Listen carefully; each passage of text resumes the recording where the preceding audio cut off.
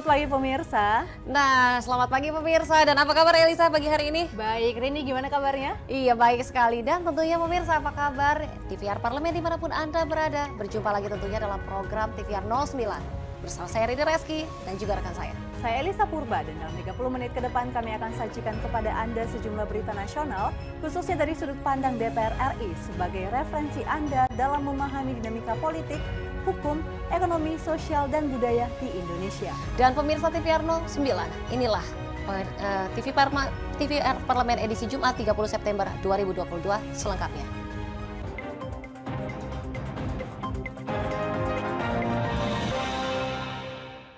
Baik pemirsa, mengawali berita pagi hari ini, Komisi 10 DPR RI menyayangkan respon pemerintah yang lambat dalam menyelesaikan permasalahan guru honorer, khususnya di Bogor, Jawa Barat, yang hingga kini tak kunjung mendapat kejelasan pengangkatan menjadi P3K. Komisi 10 DPR RI menerima guru honorer swasta dari Kabupaten Bogor, Jawa Barat yang mengadukan berbagai permasalahan dan keluhan seputar pengajuan pengangkatan menjadi ASN P3K. Menanggapi hal tersebut, anggota Komisi 10 DPR RI Fahmi Alaidrus mengatakan, para guru tersebut meminta agar mereka bisa diprioritaskan dalam seleksi pengangkatan P3K dan memiliki kejelasan terhadap posisi tersebut. Dalam konteks posisi mereka sebagai guru honorer, apalagi guru honorer swasta, yang seharusnya mereka mendapatkan prioritas untuk masuk ke dalam proses seleksi P3K. Itu yang mereka keluhkan. Dan kenyataannya memang di lapangan kasihan sekali, mereka udah mengabdi sekian tahun, mereka jadi semacam terlunta-lunta, tidak jelas statusnya, ditambah lagi yang mereka dapatkan dari sisi tunjangan juga masih sangat memprihatinkan, bahkan ada yang di bawah UMR, di bawah UMK, ada yang cuma dapat 600-700 ribu gitu. Padahal kita tahu guru ini kan garda terdepan, tapi kita juga memahami pemerintah memang sedang berupaya untuk melakukan proses-proses perekrutan sedemikian rupa, tetapi kelihatannya agak lambat. Menurutnya, permasalahan tersebut harus menjadi pelajaran untuk Komisi 10 ke depan. Apalagi melalui revisi rancangan Undang-Undang Sisdiknas, guru harus benar-benar mendapatkan posisi penting karena guru merupakan garda terdepan dari pendidikan nasional. Sehingga pemerintah harus memposisikan guru dengan posisi yang mulia. Dari Senayan, Jakarta, Raihan dan HD, TVR Parlemen melaporkan. Pemirsa, kita beralih ke informasi berikutnya. Komisi 5 DPR RI berharap pembangunan bendungan Semantok di Kabupaten Nganjuk, Jawa Timur dapat segera diselesaikan. Proyek strategis nasional ini diharap dapat mendukung dan mewujudkan kedaulatan pangan di Indonesia. Komisi 5 DPR RI berharap dengan adanya bendungan Semantok di Kabupaten Nganjuk, Jawa Timur sebagai proyek strategis nasional atau PSN dapat mendukung dan mewujudkan kedaulatan pangan di Indonesia. Anggota Komisi 5 DPR RI Sri Rahayu berharap pembangunan bendungan Semantok dapat segera selesai sehingga bermanfaat bagi masyarakat sekitar. Mengingat masyarakat di Kabupaten Nganjuk sangat produktif di bidang pertanian. Sri Rahayu menambahkan, dengan adanya bendungan ini, masyarakat tidak lagi harus memakai air tanah untuk kebutuhan pengairan lahan pertanian. Masyarakat tentu merasa senang dengan adanya ini karena sawahnya yang sebelumnya, apalagi saya melihat bahwa di kecamatan ini ya, khususnya Kabupaten Nganjuk ini masyarakat petaninya kan rajin-rajin banget ya. Artinya tidak ada kalimat nganggur begitu, sehingga sawah ini selalu ditanami dan tentu ujungnya adalah untuk menghasilkan hasil pertanian, sehingga kebutuhan air ini sangat prioritas. Sehingga sebagian besar sebelum adanya ini kan air itu kan dari bawah tanah sebagian besar yang diambil. Selanjutnya Sri Rahayu berharap sarana penunjang bendungan dan sarana lainnya juga harus dilengkapi seperti saluran air dari bendungan ke area pertanian sekitar agar dapat bermanfaat bagi masyarakat. Oleh karena itu sekali lagi saya sebagai warga kelahiran sini tentu mengucapkan terima kasih dan mudah-mudahan segera bisa dioperasionalkan dan masyarakat segera memanfaatkan air dari bendungan ini. Dan yang paling penting lagi adalah sarana-sarana penunjang untuk segera dioperasionalkannya bendungan ini tentu harus segera dilengkapi juga. Dari Nganjuk, Jawa Timur, Rangga Wijaya, TVR Parlemen melaporkan. Nah pemirsa, sebagai negara yang majemuk, pengaturan tentang minuman beralkohol tentunya harus menerapkan prinsip kehati-hatian. Dan informasi lengkapnya sesaat lagi. Untuk itu tetaplah bersama kami di TVR 09. Tugas dan fungsi DPR RI sangat penting bagi negeri ini sebagai pengemban amanat rakyat. Namun tidak banyak yang tahu apa saja fungsi dan tugas dari DPR. DPR mempunyai 3 fungsi pokok, yaitu legislasi, anggaran, dan pengawasan. Ketiga fungsi tersebut harus dilaksanakan dalam kerangka fungsi representasi yang mengedepankan kepentingan rakyat berdasarkan aspirasi masyarakat dan untuk kesejahteraan rakyat.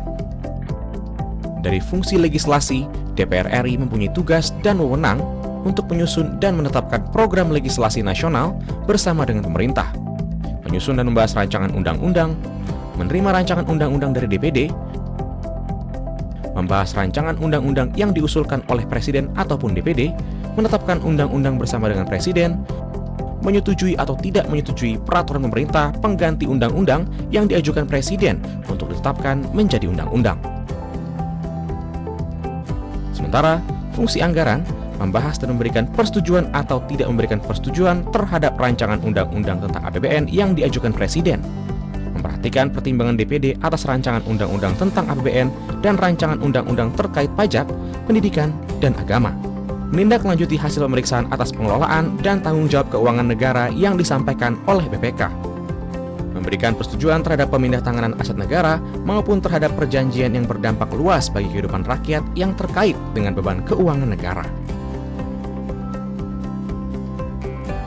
Dan fungsi pengawasan, melakukan pengawasan terhadap pelaksanaan undang-undang, APBN, dan kebijakan pemerintah, membahas dan menindaklanjuti hasil pengawasan yang disampaikan oleh DPD terkait pelaksanaan undang-undang mengenai otonomi daerah, pembentukan, pemekaran, dan penggabungan daerah, pengelolaan sumber daya alam dan sumber daya ekonomi lainnya, pelaksanaan APBN, pajak, pendidikan, dan agama. Terima kasih. Video ini dipersembahkan oleh TV dan Radio Parlemen, Biro Pemerintahan Parlemen, Sekretariat Jenderal, dan Badan Keahlian DPR RI.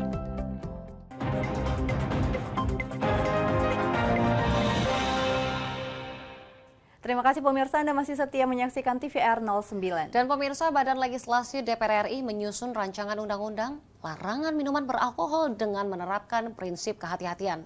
Tentunya segala aspirasi, termasuk dari pelaku usaha dan juga masyarakat adat, didengar dan juga dijadikan sebagai bahan pertimbangan penyusunan RUU ini. Pembahasan rancangan undang-undang larangan minuman beralkohol perlu dikawal oleh berbagai pihak. Badan Legislasi perlu mendengarkan masukan dari berbagai pelaku usaha dan masyarakat adat guna menghasilkan aturan yang tepat. Menurut anggota Balik DPR RI, Iko Mangkoheri, penyusunan rancangan undang-undang ini perlu dilakukan secara hati-hati, mengingat di beberapa daerah, minuman beralkohol juga digunakan dalam berbagai upacara adat tertentu. Kan RUU tentang pelarangan minuman beralkohol ini kan memang sensitif juga ya, dan memang ini beberapa daerah di provinsi di Indonesia ini merupakan bukan lagi merupakan kebiasaan, ada adat istiadat yang memakai di dalam kegiatan adatnya. Oleh karena itu kita dari Badan Legislasi juga tidak gegabah untuk membuat rancangan undang-undang untuk ditetapkan, tetapi masih dikaji terus. Sementara itu, anggota Balik lainnya Khalid mengatakan, dalam penyusunan rancangan undang-undang pelarangan minuman beralkohol akan terus dikaji guna memberikan panduan bagaimana tata kelola dapat berjalan dengan baik di tengah masyarakat. Kita masih tahapan menyerap informasi, menyerap masukan dari semua daerah terhadap sementara ini kan masih kita bilang larangan beralkohol, tapi ini belum ada kesimpulan di kita. Kita masih menyerap informasi itu, masih menyerap apakah bagaimana tata kelolanya, bagaimana kita menghargai kearifan lokal terhadap minor itu, dan juga kami akan mempelajari. Mario, TVR Parlemen melaporkan. Pemirsa, dalam kunjungannya ke Kabupaten Luwu Timur, Komisi 7 DPR RI meminta PT Vale Indonesia dapat memberdayakan masyarakat di sekitar wilayah tambang. Dengan demikian, perusahaan tambang nikel tersebut mampu memberikan dampak positif bagi warga lokal.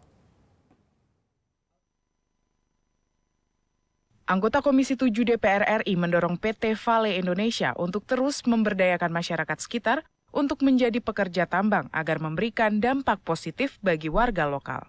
Dalam kunjungan kerja spesifik ke Sulawesi Selatan, anggota Komisi 7 DPR RI Andi Ridwan Witiri mengapresiasi perusahaan tersebut karena mayoritas tenaga teknis pertambangan telah memperkerjakan putra-putri daerah di Luwu Timur. Andi juga mengimbau agar perusahaan terus mematuhi aturan dan bekerja sama dengan pemerintah dalam pengelolaan tambang, karena bagaimanapun kekayaan alam dikuasai oleh negara untuk dapat menyejahterakan masyarakat.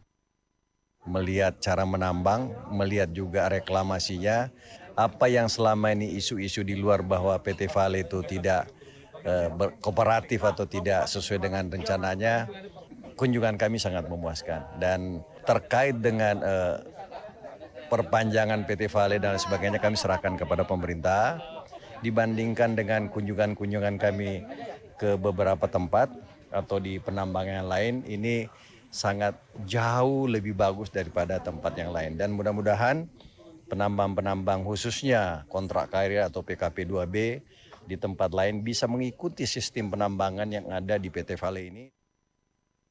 Sebagai informasi, PT Vale Indonesia Tbk merupakan perusahaan pertambangan pemegang kontrak karya yang telah ada di Kabupaten Luwu Timur sejak tahun 1968. Diharapkan terus memberikan kontribusi bagi pembangunan dan kesejahteraan masyarakat. Dari Sulawesi Selatan, Temi Riansyah, TVR Parlemen melaporkan. Masih dari Komisi 7 DPR RI, pemirsa, yang menyoroti data penerima manfaat program kompor listrik yang belum tersinkronisasi dengan data terpadu kesejahteraan sosial atau DTKS. Dan DPR RI berharap pemerintah dapat memperbaiki dan juga segera mengkaji ulang rencana tersebut secara komprehensif.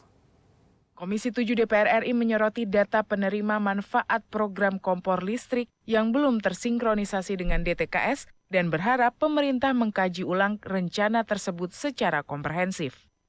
Ditemui di Nusantara II, anggota Komisi 7 DPR RI Ratna Juwitasari menegaskan Parlemen belum menyetujui rencana konversi ke kompor listrik karena belum sejalan dengan semangat transisi energi bersih. Menurut Ratna, sasaran penerima manfaat program uji coba tersebut belum tepat sasaran dan belum optimal. Pasalnya, terdapat ketidaksesuaian data DTKS dengan data PLN. Yang kedua, kalaupun misalnya itu sebagai wacana untuk kelanjutan transisi energi juga, kan reasoningnya juga transisi energi nih. Kami minta agar kajian itu dipersiapkan secara komprehensif. Jadi kita sekarang nyusun data DTKS ini aja belum valid sampai sekarang gitu loh. Kalaupun misalnya kita mau melihat dari data pelanggan PLN yang paling bawah ya, yang 450 volt ampere, itu kan kita anggap yang masyarakat yang benar-benar membutuhkan. Itu dari 24 juta aja yang masuk di DTKS hanya 9,4 juta gitu loh. Rencana konversi kompor gas ke kompor listrik menimbulkan banyak polemik. Salah satunya terkait kriteria penerima paket kompor listrik dalam uji coba program tersebut.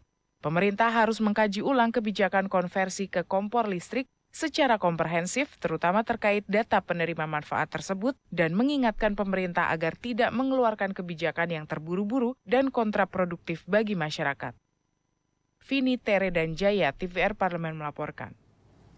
Komisi 3 DPR RI menyerap masukan dari berbagai stakeholder terkait rancangan Undang-Undang Hukum Acara Perdata. Dan selengkapnya akan kami hadirkan usai jeda berikut ini. Untuk itu tetaplah di TVR 09.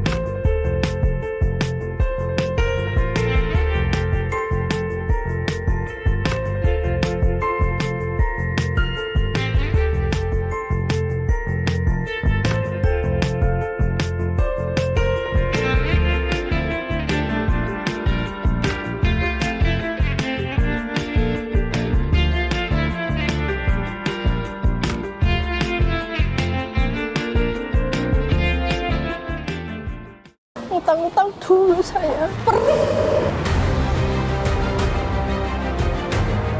Mereka yang tidak cukup paham teredukasi bagaimana menyuarakan aspirasi demi memperoleh jawaban. Sini ditambang untuk seperti itu, warga sini tidak mengizinkan. Sebab apa? Itu menyangkut isi perut kami semua. Hadir menelisik mulai dari hulu ke hilir. Mengapa? Nah, kalau kita telusuri kenapa banjir ini hampir setiap terjadi.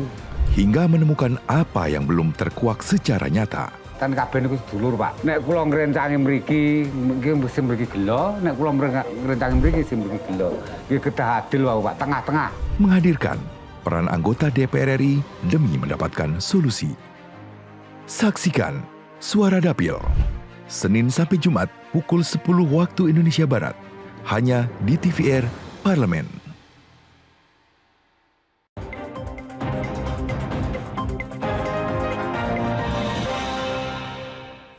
Kembali di TVR 09. Pemirsa, Komisi 3 DPR RI menilai revisi Undang-Undang Hukum Acara Perdata perlu dilakukan untuk memberi kepastian hukum dan keadilan serta menjadi solusi dalam eksekusi perkara perdata. Dalam pembahasan RUU ini, Komisi 3 menyerap masukan dari stakeholders terkait dari berbagai daerah di tanah air. Dan masukan-masukan tersebut pemirsa diantaranya mengenai penguatan jaksa dan juga pengacara negara.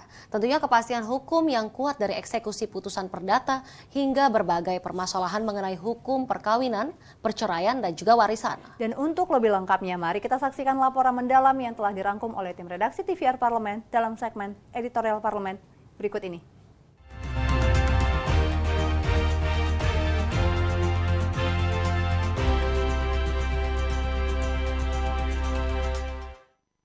Dalam rangka melanjutkan pembahasan RUU Hukum Acara Perdata atau HAPER, Komisi 3 DPR RI menyerap masukan dan pandangan dari pihak-pihak terkait di beberapa daerah. Saat kunjungan Komisi 3 DPR RI di daerah istimewa Yogyakarta, Kepala Kejaksaan Tinggi Yogyakarta Katarina Sarwestri mengusulkan Jaksa Pengacara Negara atau JPN diperkuat dalam RUU HAPER agar bisa memaksimalkan membela negara dalam menghadapi gugatan perkara perdata maupun tata usaha negara. Karena jaksa pengacara negara ini menjaga kewibawaan pemerintah negara pada saat negara digugat, baik itu perdata maupun tata usaha negara, jaksa pengacara negara yang mewakili. Nah itu penguatannya nanti, kita minta penguatan di situ. Pada kesempatan itu, pakar hukum UGM Herliana meminta aturan mengenai penyanderaan dalam RUU HAPER perlu dikaji ulang. Ia juga meminta arbitrase dicantumkan dalam RUU HAPER agar pemerintah memiliki pegangan saat negara digugat perorangan maupun perusahaan asing. Temuan penyanderaan ini sesuatu yang menurut saya karena bertentangan tadi dengan konvensi internasional tentang hak sipil dan politik, maka perlu untuk ditinjau kembali. Kalau Indonesia digugat oleh perusahaan asing atau oleh individu asing gitu, kemudian apa sih? Bagaimana prosedurnya? Dari Kemenlu mengatakan itulah Bu, kita belum punya gitu. Biasanya kita iren, kalau orang Jawa bilang sih iren gitu.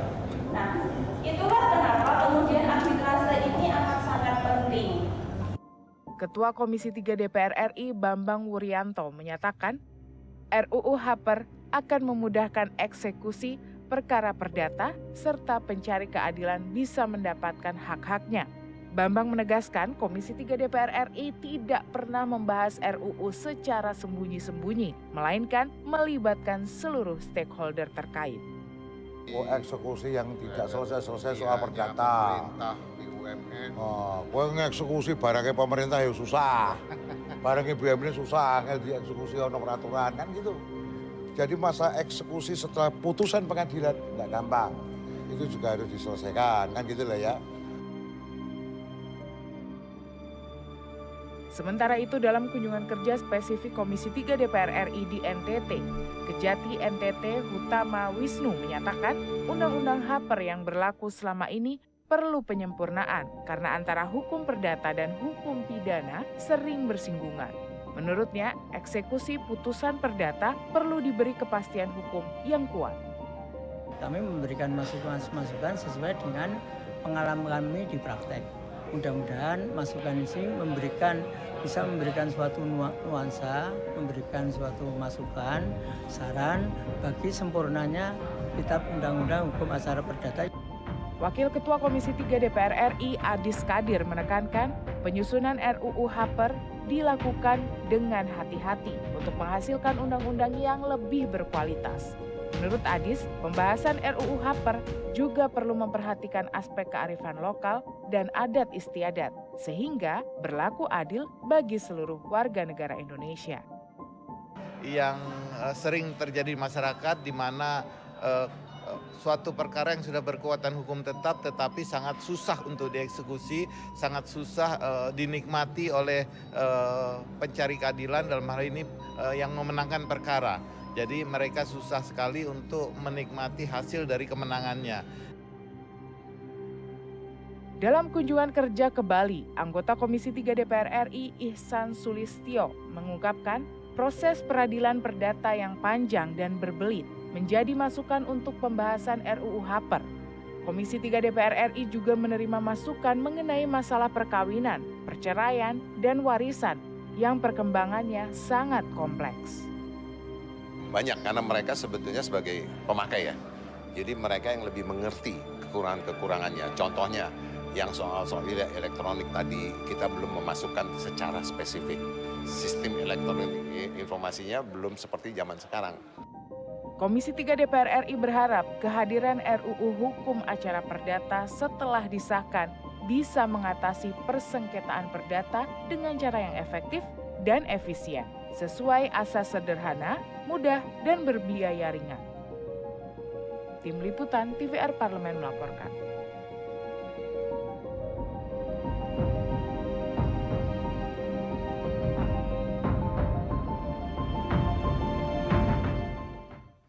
Nah pemirsa, pasti tahu Hagia Sophia yang merupakan salah satu landmark yang paling populer di Istanbul, Turki. Dan selain itu, keindahan arsitekturnya Hagia Sophia juga punya sejarah yang sangat panjang pemirsa. Tentunya sejak zaman Kekaisaran Bizantium. Dan sesaat lagi pemirsa akan kami ajak untuk menikmati keindahan Hagia Sophia. Untuk itu jangan kemana-mana, tetaplah di TVR 09.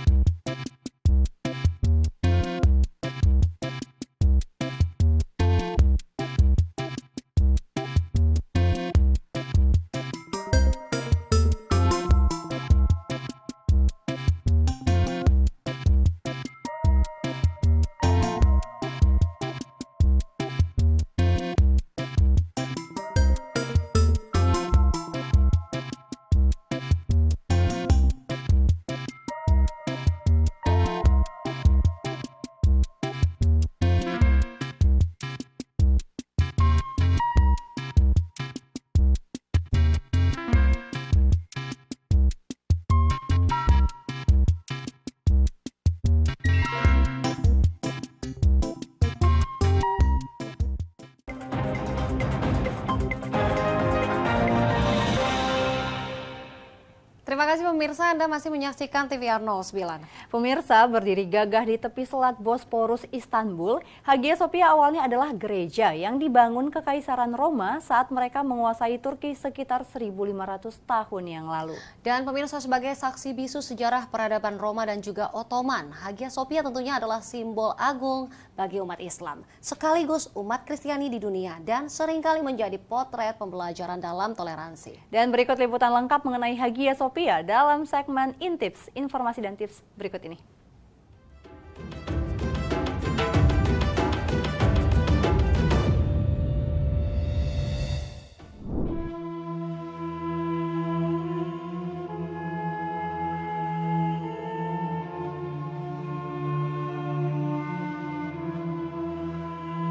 Mengunjungi Turki tak lengkap rasanya jika belum mampir ke salah satu peninggalan bersejarah, yakni Hagia Sophia. Terlepas dari kontroversi sejarahnya, Hagia Sophia menyimpan keindahan bangunannya yang unik. Berikut liputannya untuk Anda.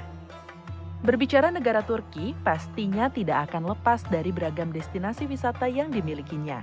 Hampir 70% daya tarik wisata di Turki didominasi oleh situs bersejarah peninggalan peradaban, salah satunya Masjid Hagia Sophia. Hagia Sophia merupakan perpaduan dari kerja keras, arsitektur, sejarah, seni, dan politik. Semua ini disatukan di bawah satu atap. Dibangun pada abad ke-6, monumen ini menjadi bangunan gerejawi yang paling penting dari Kekaisaran Bizantium. Sepanjang sejarah Hagia Sophia, kubahnya menaungi 3 agama besar, yaitu Kristen Ortodoks, Katolik Roma, dan Islam. Didirikan pada masa Kaisar Bizantium Constantius, Hagia Sophia pada awalnya dibangun sebagai basilika bagi gereja Kristen Ortodoks Yunani. Pada saat pembangunan gereja pertama, Istanbul dikenal sebagai Konstantinopel, mengambil nama dari ayah Raja Konstantius, yaitu Konstantin I, penguasa pertama Kekaisaran Bizantium. Bagian dalam Hagia Sophia dilapisi dengan marmer berbagai warna. Tiang-tiangnya diambil dari bangunan kuno yang digunakan kembali untuk menopang arcade. Bagian atasnya didekorasi dengan emas dan salib besar dalam medali diletakkan di puncak kubah. Kubah utama berdiameter 31 meter ini merupakan puncak dari sistem kubah dan semi kubah yang kompleks. Di salah satu pintu masuk Hagia Sophia, terdapat mozaik perawan Maria menggendong anak Kristus. Dalam mozaik tersebut, terlihat Kaisar Konstantinus dan Justinianus mengapit keduanya. Mozaik ini menyoroti kepercayaan Bizantium pada perawan Maria sebagai pelindung kota. Setelah tentara salib mengambil alih Konstantinopel pada tahun 1204 Masehi, Hagia Sophia kemudian berubah fungsi menjadi katedral Katolik. Fungsi ini terus berlangsung sampai reklamasi kota pada tahun 1261. 2 abad berselang, Turki kemudian ditaklukkan oleh Sultan Mehmed II pada tahun 1453. Hagia Sophia pun diubah menjadi masjid. Status ini dipegangnya sampai jatuhnya Kekaisaran Ottoman pada awal abad ke-20. Hagia Sophia tidak hentinya mengalami perubahan. Tahun 1935, pemerintah Turki melakukan sekularisasi bangunan dan mengubah fungsinya menjadi museum. Upaya besar telah dilakukan untuk penelitian dan restorasi monumen besar ini. Tahun 1931, Mustafa Kemal Atatürk, Presiden pertama Republik Turki, mengizinkan Institut Bizantium Amerika untuk mengungkap dan memulihkan mozaik aslinya. Pada tahun 1985, bangunan ini diakui oleh UNESCO sebagai mahakarya arsitektur unik dari budaya Bizantium dan Ottoman. Puluhan tahun berfungsi sebagai museum, status Hagia Sophia kembali berubah.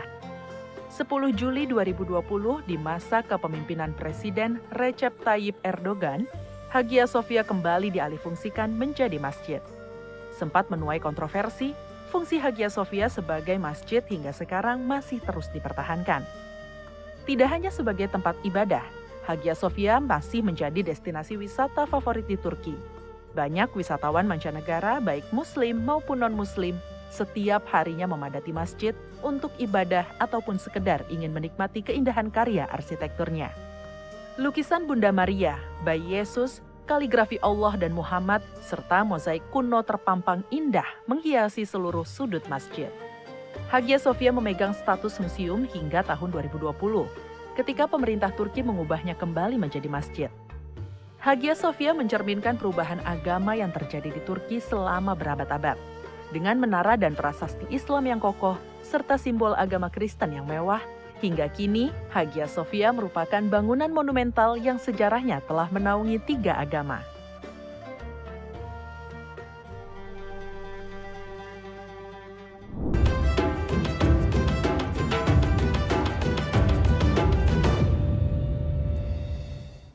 Nah, pemirsa, di penghujung acara kami informasikan kepada Anda agenda DPR RI pada hari ini Jumat 30 September 2022.